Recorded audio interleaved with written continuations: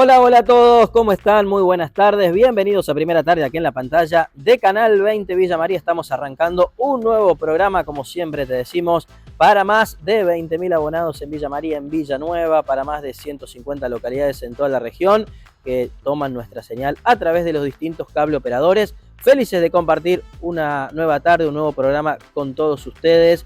En este caso, para hablar del Grupo Gesta y puntualmente para hablar de Gesta, ¿no? Porque hemos estado dialogando con su presidente, Miguel Olaviaga, sobre todos los temas. Una extensa charla, pero realmente muy rica. Una charla en la cual no solo uno como periodista escucha, sino también aprende justamente a partir de las preguntas, de las inquietudes que le vamos formulando. Allí Miguel Olaviaga se explaya y explica con suma precisión todos estos temas que están formando parte de la agenda de Gesta y también de la agenda social, de la agenda comunitaria y fundamentalmente la agenda del tercer sector de la economía social, que representa aproximadamente un 10% del Producto Bruto Interno y en el cual Gesta tiene clarísima cuál es la función a partir del trabajo de todas las entidades. Por eso te proponemos quedarte, escuchemos la nota con suma atención porque tenemos muchas cosas del pasado, del presente y sobre todo del futuro que nos van a ilustrar y también nos van a abrir la mente sobre lo que viene y sobre lo que está pasando en este mundo actual. Si les parece, comenzamos a desandar la nota con Miguel Olaviaga, nota extensa pero sumamente rica en esta primera tarde. Valentina Gabo en cámara, Martín Alanís en la conducción, Luis Pérez de Celia en la producción ejecutiva y Josefina Pérez, bien decimos, en la edición, quienes formamos parte de Primera Tarde aquí en la pantalla de Canal 20. Nota con Miguel Olaviaga.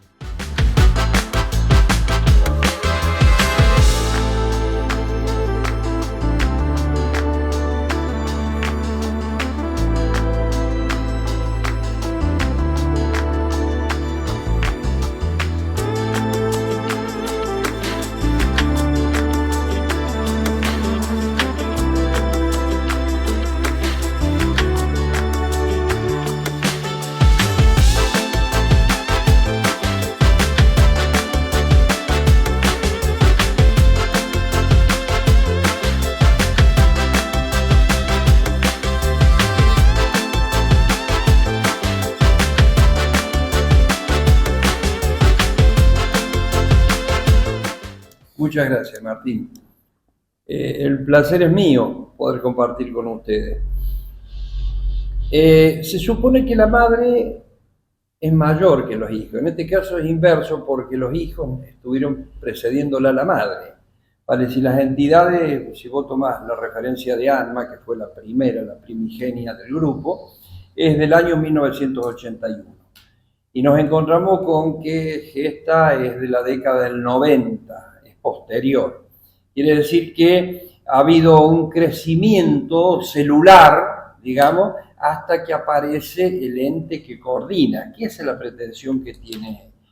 Tengo que decirte, por ejemplo, que en Gesta se coordina la acción autárquica de cada una de las entidades, pero no se prestan servicios ni sociales en competencia con las entidades, ni hay manejo de recursos, no hay pretensiones de regular la cuestión, la actividad a través de la economía o a través de imperativos de tipo superior. Nosotros lo que hacemos en Gesta es coordinar para que cada entidad con autosuficiencia, sin subsidios del Estado, que siempre, esto es bueno decirlo, cada una de las hijas, digamos en estos términos familiares, cada una de las hijas, ninguna requirió subsidios de ninguna característica. Quiere decir que si tuviéramos que enumerarlo, eliminarlo, lo angular del proyecto es el aporte que hicieron los trabajadores de empleo de comercio a partir del año 1981 y aquí estamos. Y en relación a la performance de la entrevista individual que hiciste, te felicito sinceramente porque me asombró escuchar a los propios integrantes de nuestra entidad escribiendo específicamente porque a veces en los servicios múltiples ocurre que como son tantos los aspectos que se abordan, en el caso nuestro tenemos subsidio, nacimiento, casamiento, fallecimiento, actividad de tipo financiero, actividades vinculadas a la mercadería, al comestible, a la salud, al medicamento, hay una percepción global de que estamos presentes, pero no con la especificidad que tiene que ver algún aspecto que da gusto escuchar a su presidente explicándolo porque te ilustran inclusive. Así que yo creo que ha sido una muy buena iniciativa periodística que se enmarca en un proyecto mucho mayor, de acuerdo a lo que vos mismo describiste, que tiene que ver con las entidades intermedias. Ese es un tema para hablarlo en el momento que lo creas pertinente. Yo creo que en el futuro estamos avanzando hacia una sociedad plural, en donde tiene que haber equilibrio también en los aspectos de la economía, el rol del Estado, el rol de la empresa privada lucrativa y el rol de la economía social concebida como un colectivo sin fines de lucro. Miguel, y como coordinador, digo, ¿te sorprende escuchar a los presidentes mencionar tantas actividades, tantas acciones, digo, con una presencia muy fuerte de las entidades del grupo en estas distintas áreas de la economía? Me sorprende gratamente, porque si uno tuviera un sentido paternalista, que a veces se impone desde lo humano, porque cuando van pasando los años uno tiene un sentido protectivo, desde ahí podemos admitir, pero el paternalismo en política o en gestión no es buen consejero. Dice que lo más altruista es que un padre aspire a que su hijo lo supere y que un maestro aspira a que su discípulo sea mejor que él. Eso me parece a mí que es lo efectivamente valorable. Entonces, cuando yo veo las descripciones que van haciendo los presidentes o los directivos o los involucrados en proyectos concretos, sí, tengo una sorpresa grata, tengo la placidez de quien se ve superado inclusive en este sentido. Hay una linda anécdota, no sé cómo estamos de tiempo, que excede inclusive a la gente de uno, sino las asistencias técnicas, colaborativas. Ha habido un autodidacta americano que se conoció como Daleco de Carnegie, que escribió una obra que fue muy conocida, cómo influir sobre los demás, cómo ganar amigos, influir sobre los demás. Y una vez le preguntaron a este hombre cómo podía ser que todo lo que hacía él le daba éxito. Escribió un libro, era un bestseller, iba a una conferencia, se llenaba de gente, era una cosa extraordinaria. Y era un hombre grande, entonces quien lo entrevistaba era una joven, una niña joven, una periodista joven. Y le dice, ¿cuál es el misterio, cuál es el secreto que usted tiene para convertir algunas cosas en éxito? Y él dice, no se lo puedo decir porque perdería el sentido, mi secreto. Pero yo le voy a garantizar una cosa. Cuando yo me muera, usted va a ser la primera que se va a enterar de cuál es mi secreto. No entendió bien la chica. ¿Cómo puede ser? Y ocurrió lo que la dinámica propia de los acontecimientos, un hombre joven frente a una chica joven, fallece. Y él había dejado una placa escrita con un epitafio que decía, aquí yace un hombre que supo rodearse de gente infinitamente más capaz que él. El mediocre se caracteriza porque busca de rodearse gente que se sienta deslumbrada por sus supuestos conocimientos. Así que con un fosforito ya tiene mucha luz para los demás. Y a mí me parece que el altruista tiene que buscar de rodearse de gente infinitamente más capaz que él, como Dale Carnegie, que entiendo sin falsa modestia, sin sobreactuación, es lo que se está dando en nuestras entidades. Ayer estábamos viendo un proyecto que seguramente a corto plazo se va a materializar, y yo escuchaba descripciones realmente extraordinarias de parte nuestra, con asesoramiento técnico externo. Nosotros no tenemos prejuicio, nosotros creemos en la autogestión y creemos en la autoestima institucional, pero también creemos en la cogestión y creemos en la tercerización, llegado el caso. No es un prejuicio que a nosotros nos vaya a inhibir que todo lo tenemos que hacer en casa. Vamos a hacer en casa lo que podemos hacer y lo que no, vamos a tratar de asimilarnos en cogestión o en tercerización. Ese es un poco el proceso. Bueno, Miguel, recién lo mencionaba, ¿no? Digo, las entidades prestando muchos servicios, vamos a lo que la gente tal vez más conoce o más palpa, que es el cable, el shopping, Maradona, digo, lo más, de más visibilidad, pero hay un montón de cosas, digo, que están en las prestaciones. Y uno se pregunta, ¿qué más? ¿Qué más se puede hacer, digo, de aquella ama del 81, digo, imagino que ni soñaste o ni se soñó en todo esto, digo, pero ¿qué más? Se puede ir por más? En mi criterio, tendríamos que ir a lo conceptual, qué es lo que es el desarrollo. Nosotros no podemos hablar del proyecto nuestro excluido de la suerte de la sociedad. No podemos, nosotros somos parte de la sociedad. Y si vos querés, estamos haciendo casi una simplificación, pero vos admitímelo para no hacerlo denso dialécticamente, pero si vos te pones a pensar, por ejemplo, en materia económica, hay una discusión binaria que para nosotros ha sido superada por los tiempos. La discusión binaria es el rol del Estado y el rol de la empresa. ¿Qué empresa?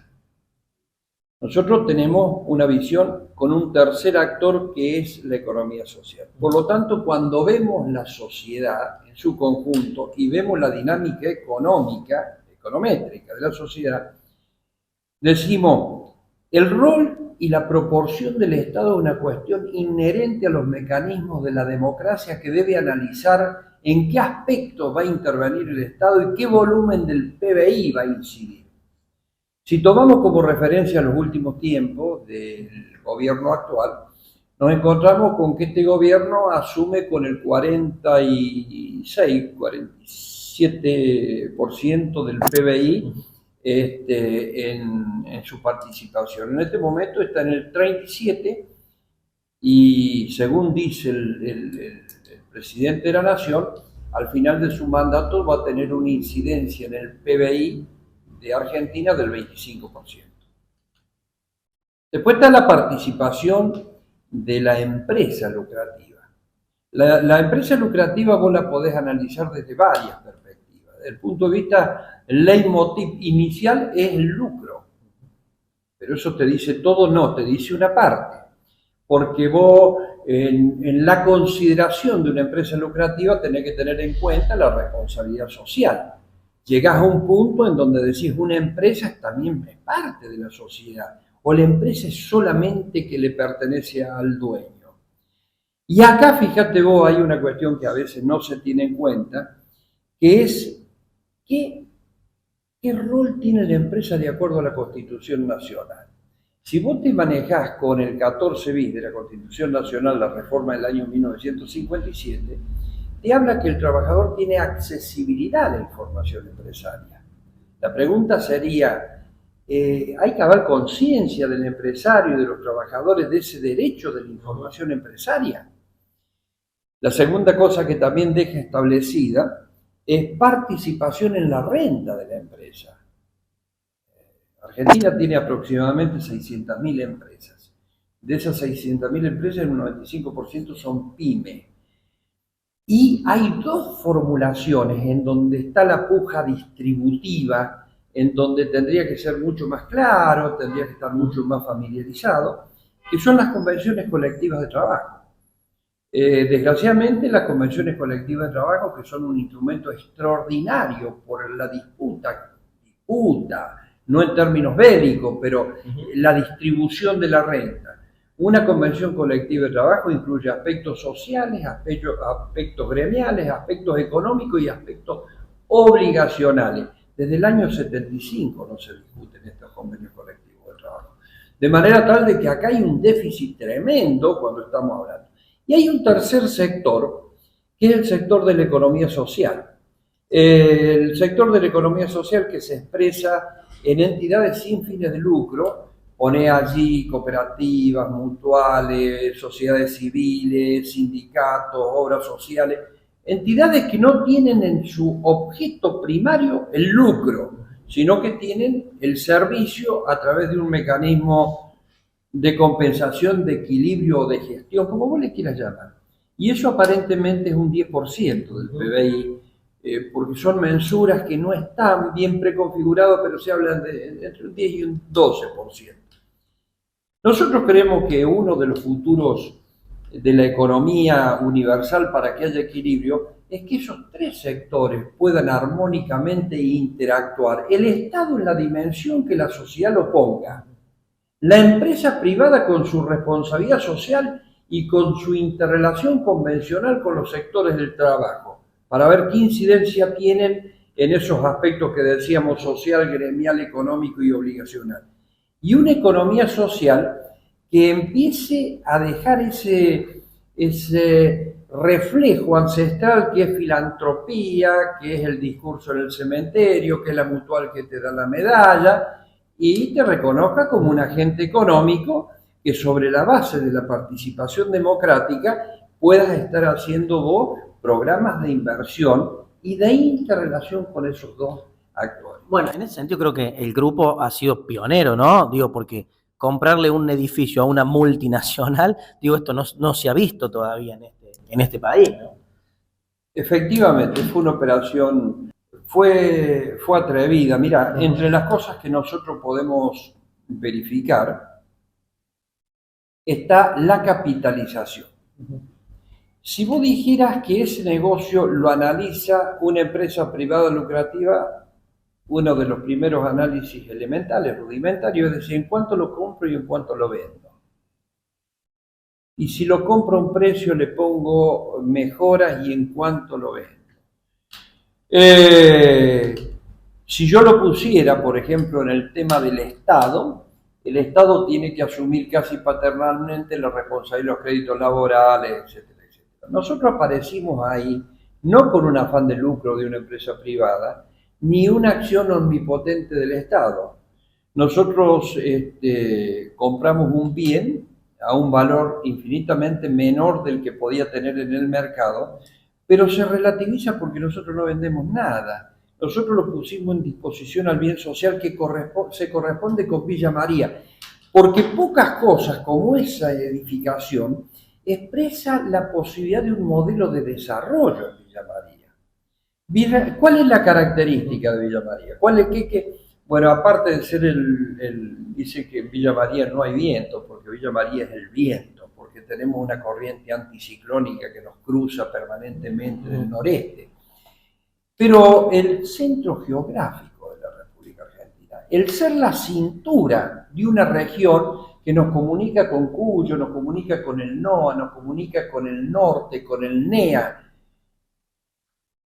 y nos comunica naturalmente con esta zona que está dando señales, que es Entre Ríos, Córdoba, la Pampa Seca, parte de la Pampa Húmeda y demás.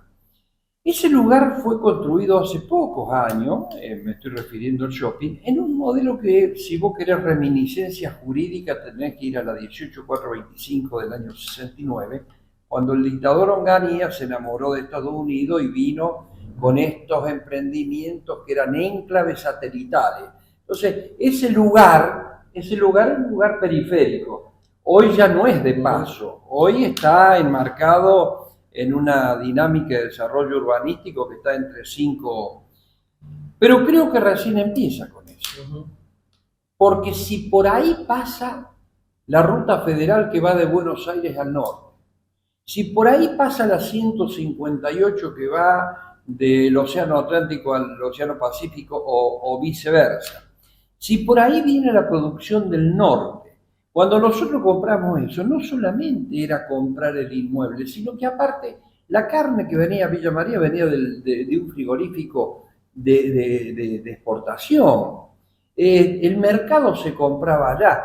Era reivindicar no solamente la fuente de trabajo de nuestros compañeros que estaban trabajando ahí, sino que era el lugar en donde vos reivindicabas la crianza del animal, del vegetal, del lácteo, es decir, empezar a tener una performance como tenemos en la industria láctea, ¿no es cierto?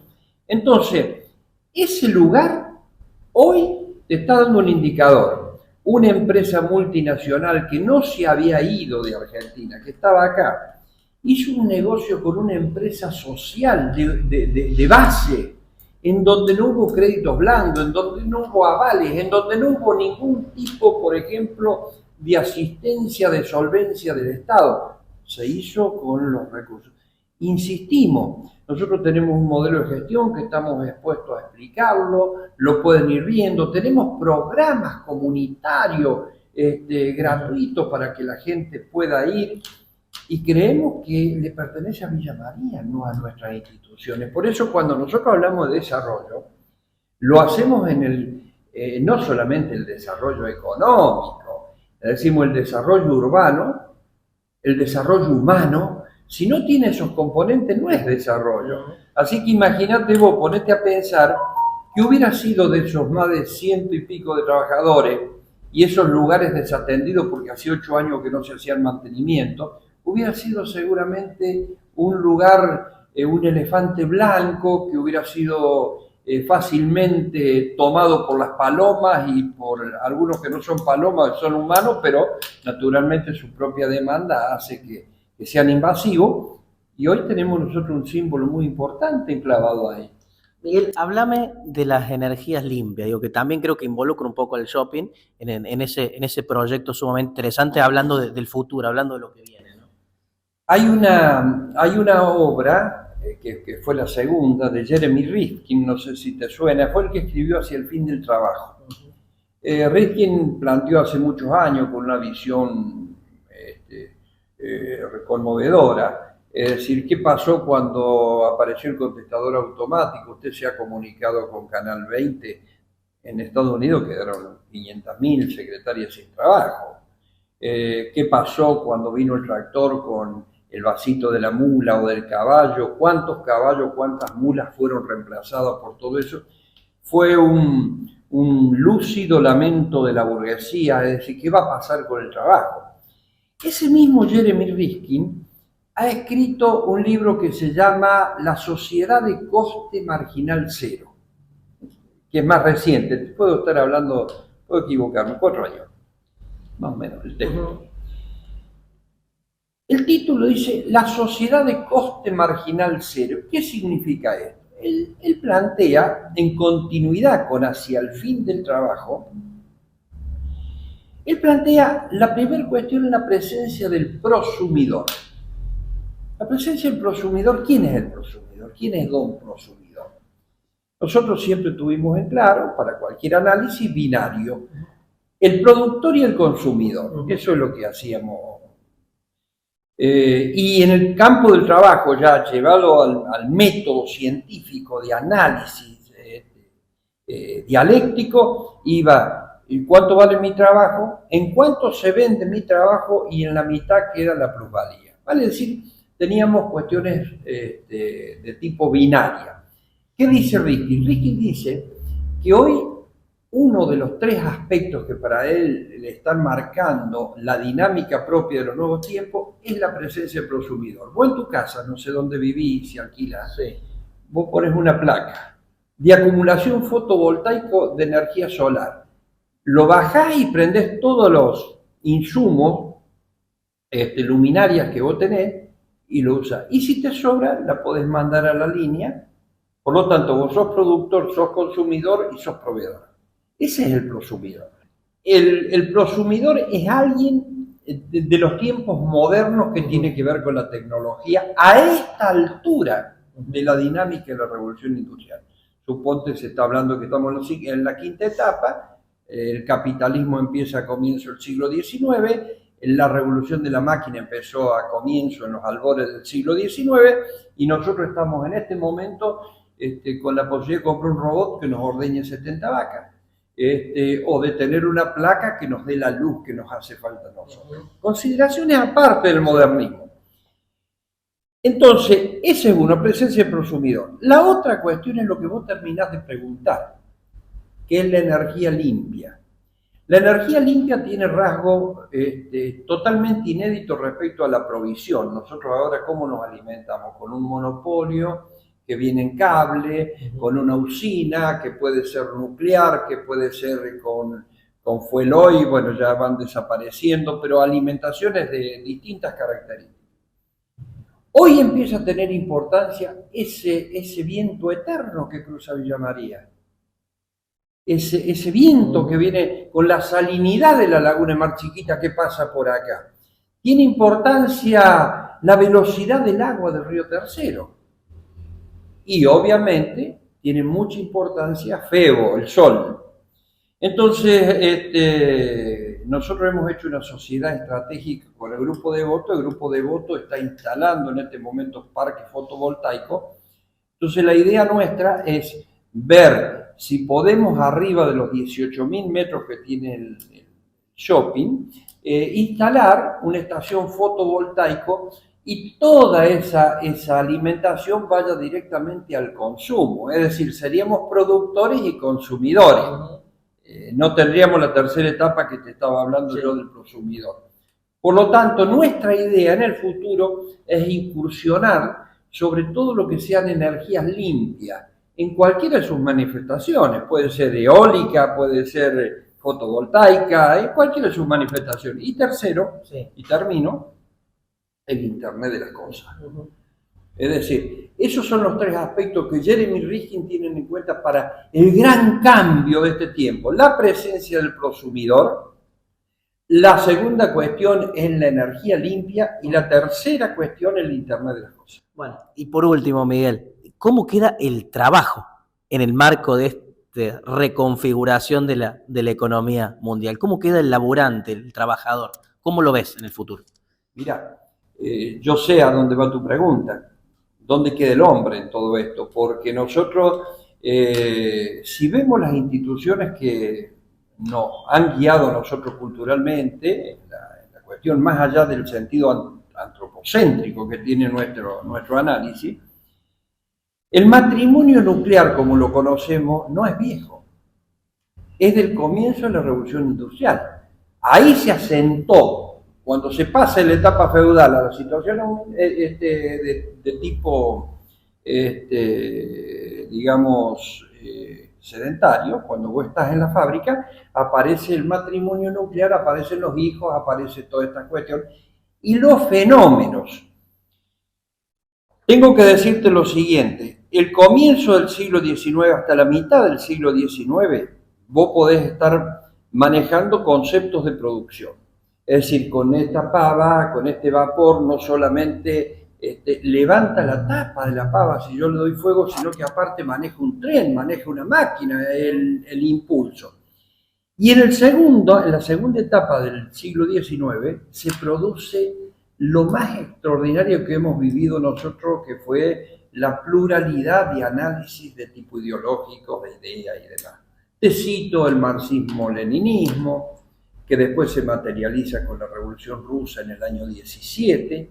Te cito el anarquismo con Bakunin. Te cito Proudhon a través del socialismo, el trueque y el socialismo dialéctico. Te cito el año 1891, la Rerum Novarum de la Iglesia.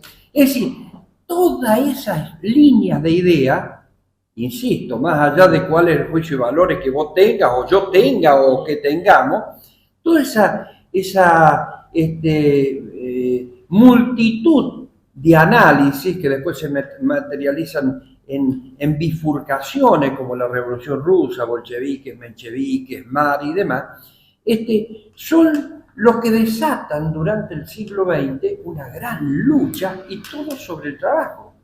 La primer norma obrera de Argentina fue año 1904, Joaquín B. González, el Código de Trabajo. Pero ya en la segunda parte del siglo XIX vos te encontrás con las mutualidades, la San Crispín, la linotipista, cuando llegás a las luchas obreras, fin del siglo XIX, las muertes que se producen en Chicago, y en el año 1929 el gobierno de entonces, la 11.544, la ley de las 8 horas y demás. Estamos hechos, podríamos seguir hablando toda la mañana de lo que pasó en el siglo XX, pero estamos hechos del trabajo. Nuestra constitución, más allá de donde provenga la línea de pensamiento, si desde el materialismo científico, si desde la religiosidad, si desde del social cristianismo, la socialdemocracia, somos todo trabajo. Y leo la semana pasada que este nuevo rico de la tecnología que es Elon Musk, creo que está bien dicho, Sí, está bien dicho. Dice que dentro de 2 años el trabajo va a ser optativo. Y va a ser optativo porque la inteligencia artificial va a permitir que la producción artificial genere una renta universal, como tenemos nosotros la UH para los chicos, para que la gente pueda vivir sin trabajar.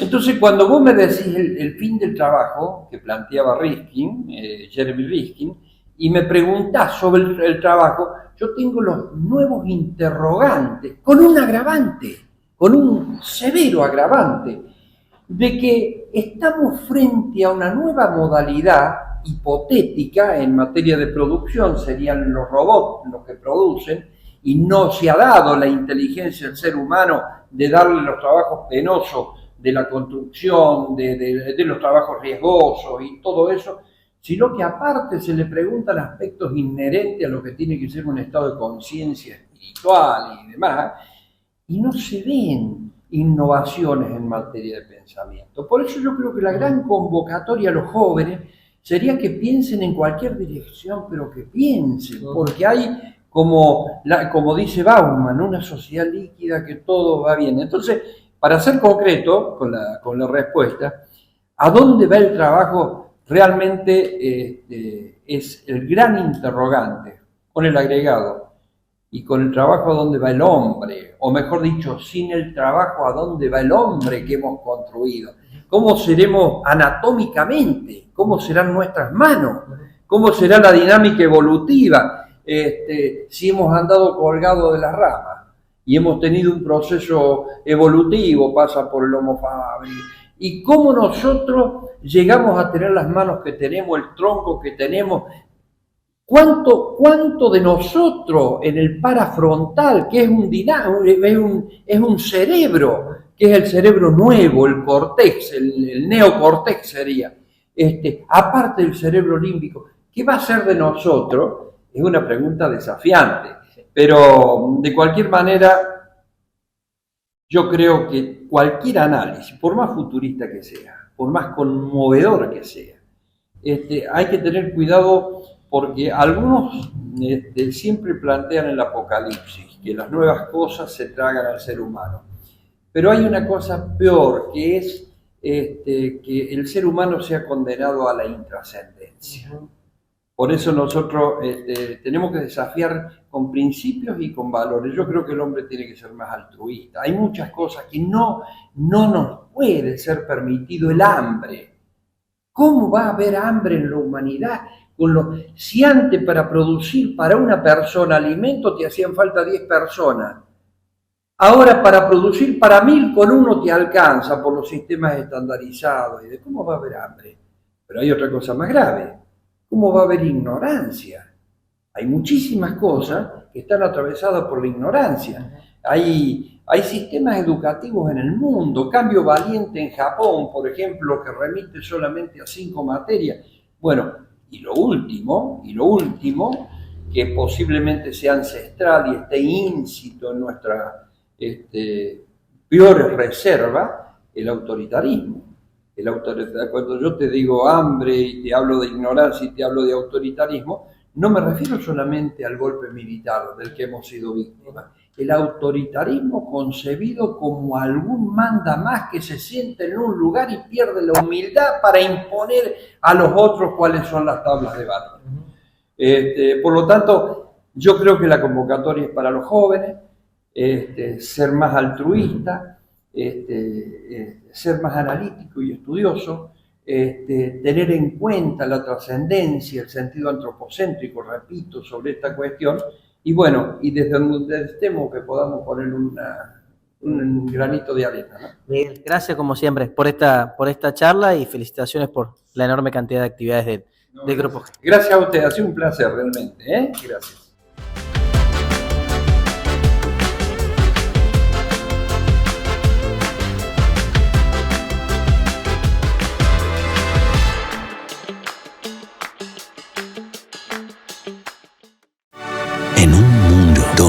invierno es sinónimo de frío, existe un fenómeno excepcional, el invierno cordobés. Un clima templado que da la libertad de disfrutar mucho más. Nuevos sabores, nuevas experiencias y muchas opciones para disfrutar la naturaleza. Cómodo, un invierno con sol y un abrigo, pero tranqui. Vení a disfrutar el sol del invierno. Córdoba, disfruta más fácil. Villa María Shopping. Todos los días, un plan con amigos.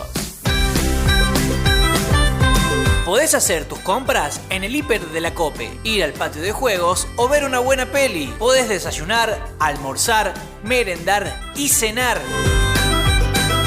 Y por supuesto, todo lo que buscas para ver y llevar, tendencias y complementos para vos y todos tus amigos. Villa María Shopping, una buena idea.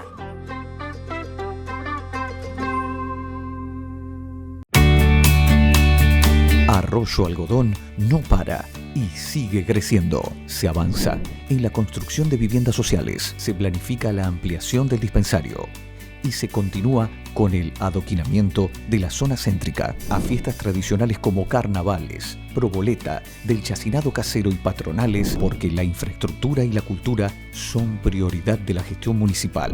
Arroyo Algodón no para. Gestión Gonzalo Donati. Una chispa, un descuido, una llama que se descontrola.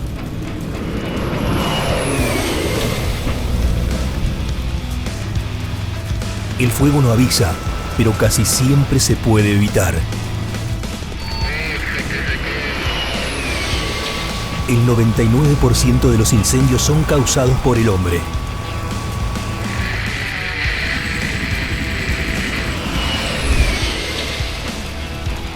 No desafiemos al fuego. Es momento de estar unidos. Es hora de diálogo y escucha. En Alto Alegre, el protagonista sos vos. Estamos comprometidos a estar a tu lado, entender tus necesidades y encontrar soluciones que nos hagan avanzar juntos. Alto Alegre vive un nuevo tiempo con mejoras en la salud, educación, cultura y desarrollo de infraestructura. Siempre miramos hacia adelante, porque al pueblo que amamos lo construimos entre todos, con amor y dedicación. Municipalidad de Alto Alegre, comprometidos con el progreso. Gestión Alberto Gigli.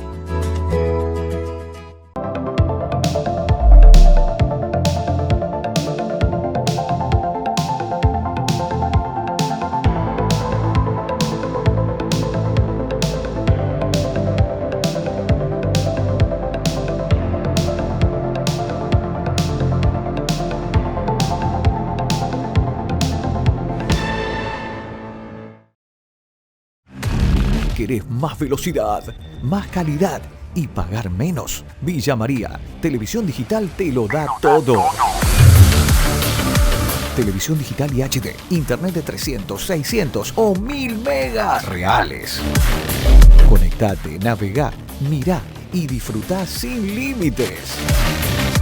Y eso no es todo. También accedes a muchos servicios de la mano de la Mutual. Descuentos en farmacias y perfumería, atención primaria y salud, turismo, ayuda económica, subsidios y servicios sociales. Ingresá a www.ama.org.ar o llegate a nuestras oficinas. Contratá ahora y no pagues de más. Villa María Televisión Digital. Conectamos tu mundo. Vení a la Cope, asociate y encontrá los precios más convenientes. Un amplio surtido, más de 1000 artículos de nuestras marcas propias y una gran variedad de servicios para hacerte la vida más fácil. Siempre junto a vos, cuidando la economía familiar. Cooperativa Obrera, desde 1920, en defensa de los consumidores. EPEC, a la vanguardia tecnológica. Estamos instalando medidores inteligentes en toda la provincia. Un proyecto único en el país, que te permite consultar tu consumo en tiempo real y administrarlo eficientemente. Un salto de calidad para todos los usuarios. EPEC, la energía de Córdoba. ¿Buscás variedad, buenos precios y la mejor atención? En pleno centro de Villa María encontrás Proveeduría de Ama. Todo lo que necesitas en un solo lugar.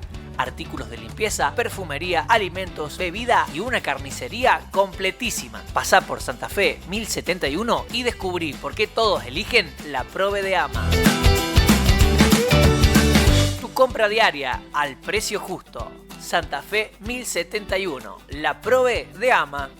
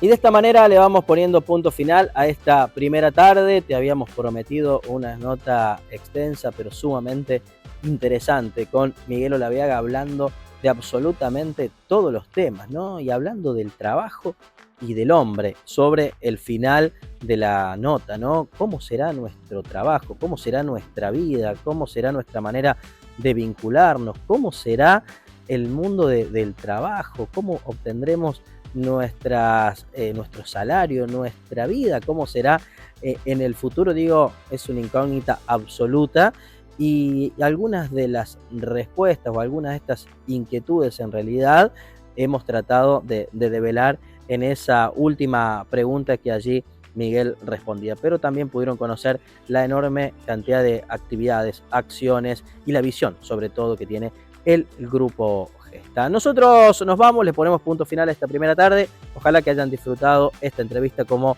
también la hemos disfrutado nosotros. Nos vamos, nos reencontramos en la jornada de mañana. Hasta luego, chau chau.